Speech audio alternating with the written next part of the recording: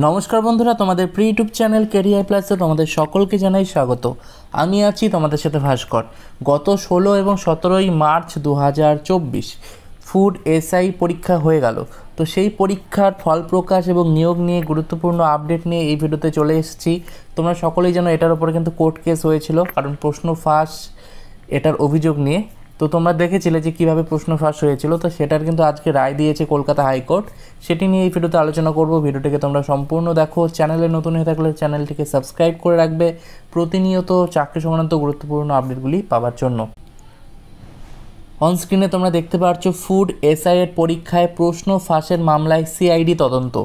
খাদ্য দপ্তরে sub inspector পদে নিয়োগ সংক্রান্ত পরীক্ষায় প্রশ্ন ফাঁসের অভিযোগে দায়ের হওয়া মামলায় সিআইডি তদন্তের নির্দেশ। তো তোমরা দেখতে পাচ্ছ আজ মঙ্গলবার সেই নির্দেশ দিয়েছে কলকাতা হাইকোর্ট। তো এই নির্দেশ কিন্তু কলকাতা হাইকোর্ট দিয়েছে। তো তোমরা দেখতে পাচ্ছ এখানে বলেছে যে গত 16 এবং 17 মার্চ ছিল খাদ্য দপ্তরের ফুড সাব ইন্সপেক্টর পদের পরীক্ষা।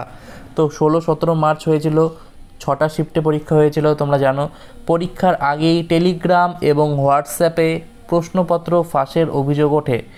এই ঘটনাকে কেন্দ্র করে রাজ্য জুড়ে মোট 7টি এফআইআর দায়ের হয়েছিল। তো তোমরা দেখতে পাচ্ছ এই ঘটনাকে কেন্দ্র করে কিন্তু রাজ্য জুড়ে মোট 7টি এফআইআর দায়ের হয়েছিল। সেই সঙ্গে হাইকোর্টেরও দ্বারস্থ হন চাকরি প্রার্থীরা। আজ মঙ্গলবার কলকাতা হাইকোর্টের বিচারপতি রাজশেখর মান্থার এজলাসে ছিল সেই মামলার শুনানি।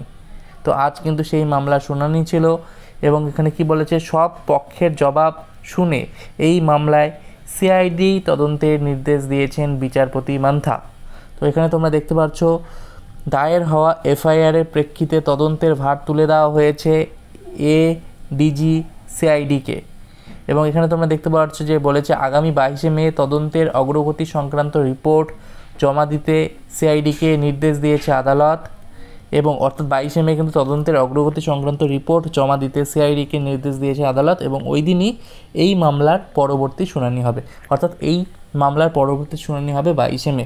তো এই ছিল আজকের আপডেট। ভিডিওটিকে তোমরা অবশ্যই লাইক করে দিও। তোমরা অনেকেই ফুড এসআই কেস সংক্রান্ত আপডেট জানতে চেয়েছিলে, তাই তোমাদের সাথে এটি শেয়ার করলাম, একদম ব্রেকিং আপডেট। ভিডিওটিকে ভালো লাগলে অবশ্যই একটি লাইক করবে। চ্যানেলে নতুন হয়ে থাকলে চ্যানেলটিকে তোমরা সাবস্ক্রাইব করে রাখবে। ধন্যবাদ বন্ধুরা ভিডিওটি দেখার জন্য।